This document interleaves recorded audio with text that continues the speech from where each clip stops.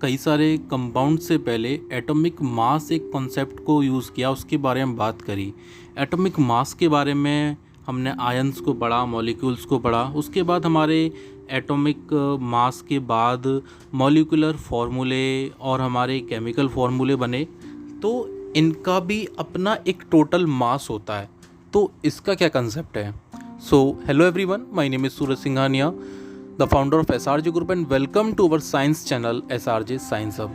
तो आज हम इसी के बारे में बात करने जा रहे हैं। हमारी NCERT टेक्स्ट बुक्स के अंदर और कुछ अदर बुक्स के अंदर भी हमारा एक कॉन्सेप्ट आता है मॉलिक्यूलर मास का एंड फार्मूला यूनिट मास का। तो सबसे पहली बात तो ये दोनों ही अपने आप में एक ही होते हैं। इनमें जो भी हमारा कंपाउंड है उसका हम टोटल मास सम अप करते हैं, ठीक है। लेकिन कुछ जगहों पे क्या होता है कि जो हमारे आयोनिक कंपाउंड्स होते हैं, कंपाउंड्स हमारे कई सारे तरीक़ों के होते हैं, उनको हम हायर क्लासेज में पढ़ेंगे और आगे कुछ पॉडकास्ट में अगर मौका मिला तो वहाँ शेयर करेंगे आपके साथ में इसके बारे में। तो आयोनिक कंपाउंड्स में हमारे मॉलिक्यूल्स बनते नहीं हैं, वहाँ पे हमारे आयंस क्रिएट होते हैं। तो आयोनिक कंपाउंड्स में कहीं कहीं पर देखा गया है कि जो हमारा मास होता है, मॉलिक्यूलर मास और फार्मूला यूनिट मास, वो डिफरेंट होता है। लेकिन वैसे ज़्यादातर मोस्टली जो मॉलिक्यूलर मास है और फार्मूला यूनिट मास है वो हमारा एक ही होता है। फॉर एग्जांपल, जैसे कि हमने H2O का मॉलिक्यूल ले लिया, वाटर का मॉलिक्यूल ले लिया, या फिर हमने HNO3, ठीक है, नाइट्रेट मॉलिक्यूल ले लिया। तो अगर हमको इनका मॉलिक्यूलर मास निकालना है या फार्मूला यूनिट मास निकालना है, तो इसमें हम क्या करेंगे, जो हमने H2O लिया, वाटर का मॉलिक्यूल लिया, यहाँ पर हम वाटर का जो मॉलिक्यूल है H2O, तो H का वेट करेंगे, O का वेट करेंगे। अब यहाँ पर H के दो एटम है, ठीक है, H2O, H का वेट करेंगे तो उसका जो वेट होता है, हमारा एटॉमिक मास जो होता है वो 1 होता है, ठीक है। अब उसके हमारे 2 एटम यूज़ हो रहे हैं, ठीक है। तो 2 × 1, H2 का हमारा टोटल कितना आ गया, 2 आ गया। दूसरा हमने क्या किया, O का वेट किया, तो O का हमारा जो एटॉमिक मास होता है ऑक्सीजन का, सिंगल एटम का, वो हमारा कितना हो गया, 16 हो गया। अब यहाँ पर हम इन दोनों को ऐड कर देंगे, 16 + 2 का, तो हमारा टोटल आ गया 18। और इसकी यूनिट हम पीछे पढ़ चुके हैं एटॉमिक मास में, वो हमारी यूनिफाइड मास थी, AMU थी, एटॉमिक मास यूनिट, ठीक है।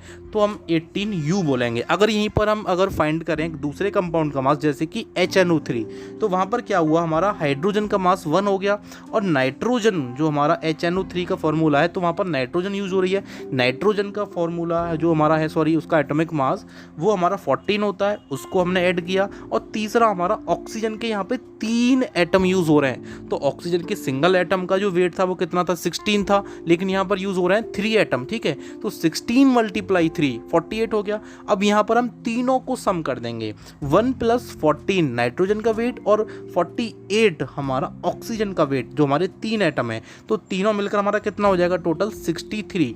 तो यही हमारा मॉलिक्यूलर मास भी कहलाएगा और फार्मूला यूनिट मास भी कहलाएगा। हम इसमें अगर एक और एग्जांपल ले लें कैल्शियम क्लोराइड का, ठीक है, कैल्शियम क्लोराइड का मास करें, तो यहाँ पर देखिए जो कैल्शियम हमारा सिंगल एटम यूज़ हो रहा है, उसका एटॉमिक मास हमारा 40 होता है, ठीक है। उसके अलावा क्लोरीन के यहाँ पर 2 एटम है, तो हमारा जो क्लोरीन है उसका सिंगल एटम का जो वेट होता है वो होता है 35.5, ठीक है। उसके हमारे 2 एटम यूज़ हो रहे हैं, तो इसका हमने मल्टीप्लाई किया 2 में, तो हमारा वेट हो गया 71।